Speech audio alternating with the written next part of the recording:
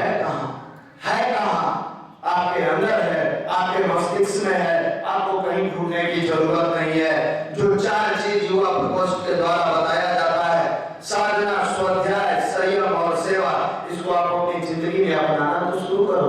जो 4 चीज, 4 स्तंभ जिंदगी की गाड़ी को सही तरीके से मंजिल तक पहुंचाती है, उस पर कभी सवारी करके आपने देखा है? आपने कभी नहीं देखा। आपने सवारी किसकी की? आपने सवारी की, हमको आज फिल्म देखना है, आप देख लीजिए, वो भी बुरी चीज नहीं है। उसके बाद आपने सवारी किसकी की? उस फिल्म की नायिका किस ड्रेस में थी, कैसे थी, उसमें कौन कौन सा रोमांटिक सीन था, उस सीन को आपने मस्तिष्क में डाल दिया।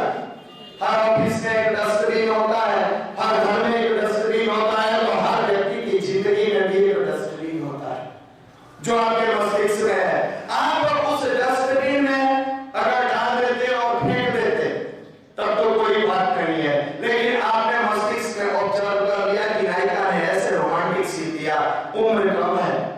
जब कहा जाता है लड़कों से फिल्म कब देखना है, कहता है फिल्म देखना बुरी चीज है क्या?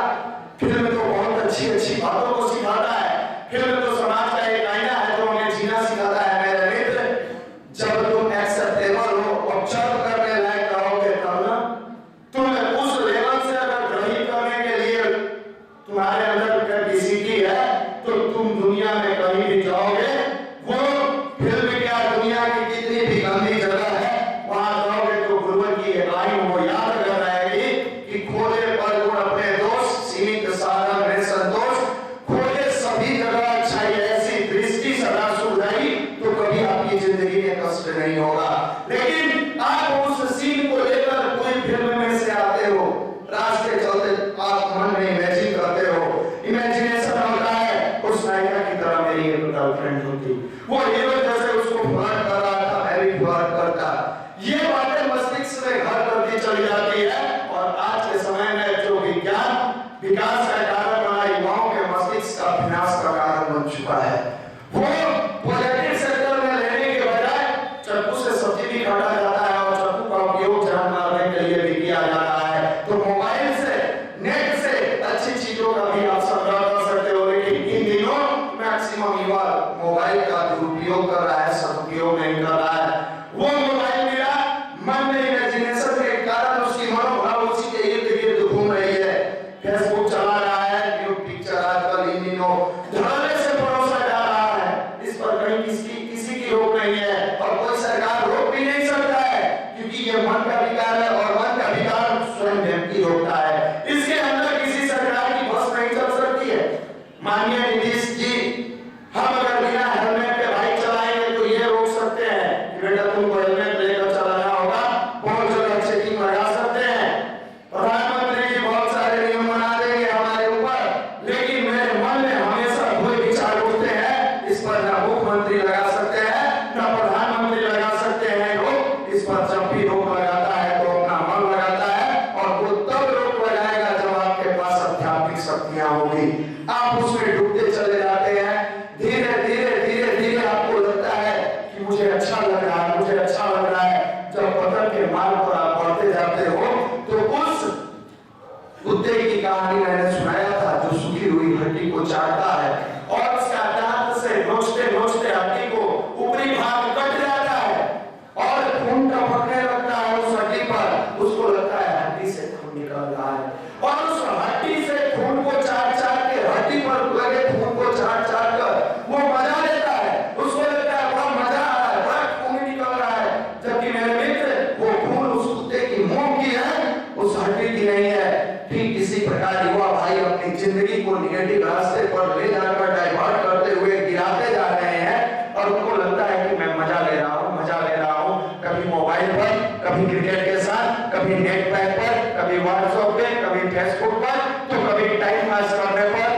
जबकि मेरे मित्र तुम मजा नहीं ले रहे हो, तुम मजा ले नहीं रहे हो, तुम ऐसा मजा ले रहे हो जो एक बार बीज पौधा बन के निकलेगा, वो तुम्हारी जिंदगी के लिए सजा होगा, क्योंकि तुम सही राह पर चल नहीं रहे हो, तुम गलत राह पर चलते हुए अपनी जिंदगी को डाइवर्ट कर लिए हो।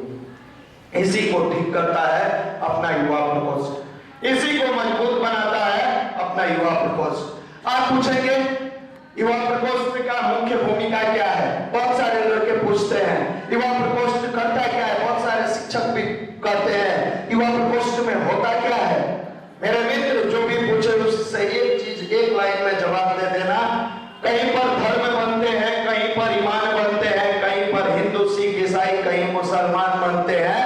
मेरे महफिल में आकर देख, ऐ मेरे मित्र, यहाँ पर केवल और केवल इंसान बनते हैं। और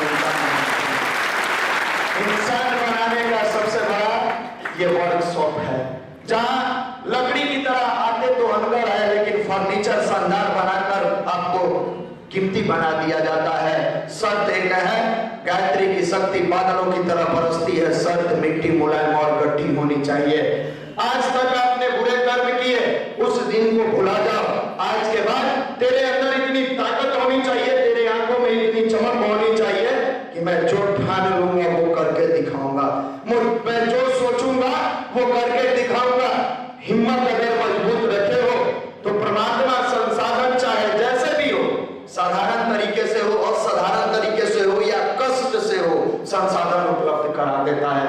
अगर संसाधन उपलब्ध नहीं कराता तो साधारण परिवार में जन्म लेने वाले जो असाधारण प्रतिभाएं देश में इतिहास बना दिया है, वो आज इतिहास में नहीं होते।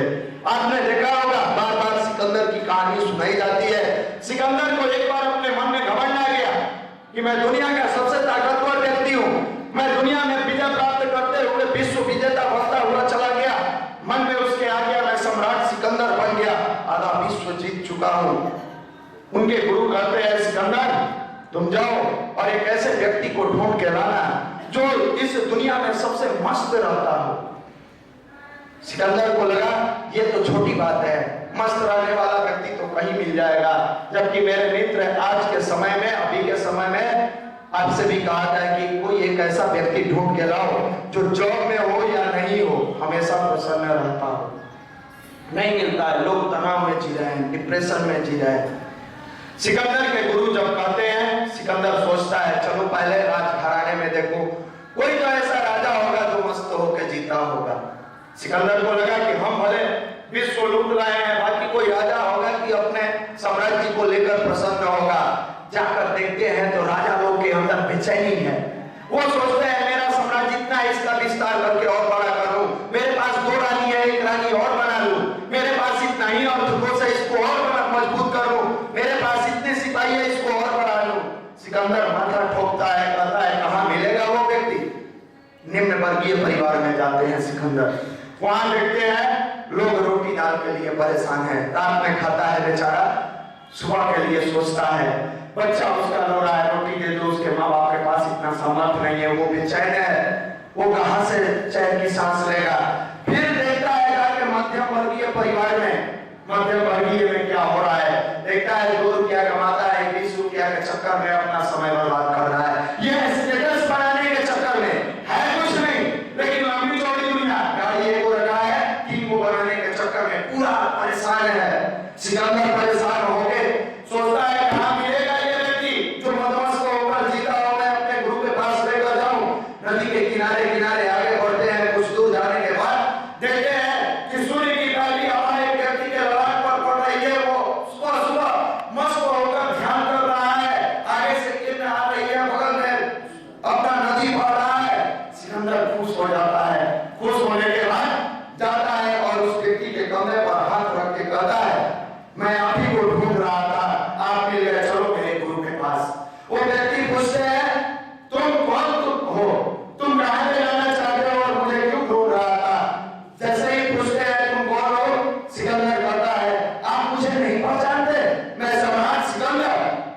बोले काहे का सम्राट, किस चीज का सम्राट। सिकंदर बोलता है आधा विश्व विजेता मैं हूं और मुझे ये नहीं पहचानते, आप मुझे नहीं पहचानते, मैं विश्व विजेता सिकंदर। बोले काहे का विश्व विजेता। सिकंदर और आश्चर्य करता है, काहे का विश्व विजेता। फिर पूछते हैं सिकंदर से वो सब क्या करोगे, पूरी दुनिया जीत लोगे, आधा तो जीत लियो, पूरी दुनिया जीत लोगे, क्या करोगे। सिकंदर कहता है पूरी दुनिया पर विजय प्राप्त करूंगा। बोले उसके बाद क्या करोगे। बोले उसके बाद विजय प्राप्त करने के बाद अपना साम्राज्य स्थापित करूंगा। बोले बेटे उसके बाद तुम क्या करोगे। बोले उसके बाद मजबूत राजमहल बनाऊंगा।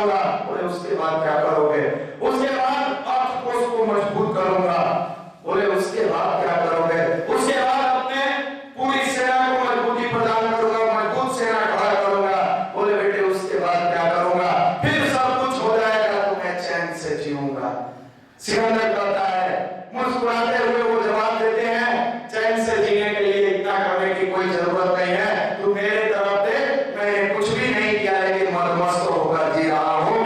ऐसी करना तू याद रखना, व्यक्ति को विश्व जीतकर महान नहीं बनना है। अगर व्यक्ति महान बनना चाहता है तो अपने मन को जीते। जिस दिन तुम अपने मन पर विजय प्राप्त करोगे, दुनिया तुम्हारी मुट्ठी में होगी। व्यक्ति दुनिया से नहीं, अपने मन से हारता है। मन का विचार अगर सही राह पर चलाता है तो विजेता बनता है, और मन का इशारा अगर गलत रास्ते की तरफ चलाता है तो वो वहीं पे धराशायी